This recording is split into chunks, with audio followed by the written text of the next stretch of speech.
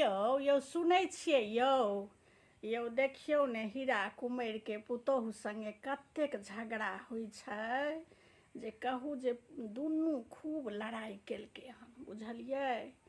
आ हीरो कुमार हमर तेहने छै, ई नहि जे कोनो बातके जाय दियै, कोनो बातके पकड़ि कऽ तते ने करऽ लागै छै। आ तेहने पुतोहु छथिन छलक छिल्लो। ओ पुतोहु एको बेर जे छै से शुरूमे एते नहि बजै छलै, लेकिन ततेक हीरा कुमार ओकरा माथा पर कऽ चढ़ेने छलै हन जे आब एकटा बोल हुनकर से जाय नहि दै छै, सबटा बातमे जवाब, बातमे झीक दैत रहै छै बुझलियै। एहि अर्थे तऽ भगवान हमरा पुतोहु लक्ष्मी देलनि बुझलहुँ। एतेक ओकरा डाँटै छियै, तामस करै छियै, लेकिन टाइम पर चाय, टाइम पर खेनाइ, आ रातिकऽ बिना पैर दबने नहि हमर पुतोहु सुतै लए जाइए बुझलहुँ। एतेक सेवा करैया।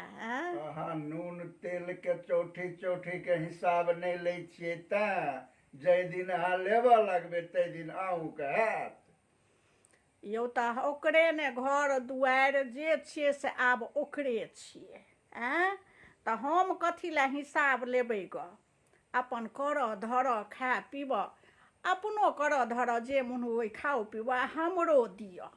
आब हम एहि उमरमे जायब हिसाब लै लए अपना मर्जीसँ अपन करैया धरैया। नसीबसँ लेकिन एहन पुतोहु भेल बुझलहुँ।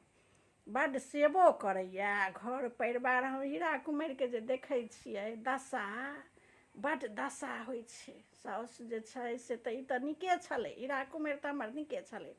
हँ कनि हुए जेना अपने साउस करै छलै हन तहिना करऽ लगलै बुझलियै। हमरा साउस सङ्गे नीके छै, आ पुतोहु सङ्गे जेना साउस अपना करै छलै हन तेना पुतोहु सङ्गे करऽ लगलै। तऽ आब जुग छै आब ओ जुग नहि छै। आबक पुतोहु एते नहि बर्दाश्त करै छै। एगो समय छलै जे बर्दाश्त कऽ कऽ रहै छलै बुझलियै। तऽ ताहि अर्थे भगवान हमरा अहाँके पुतोहु बड्ड नीक देलनि, लक्ष्मी छथि, नजरि नहि लागै हमरा पुतोहुके।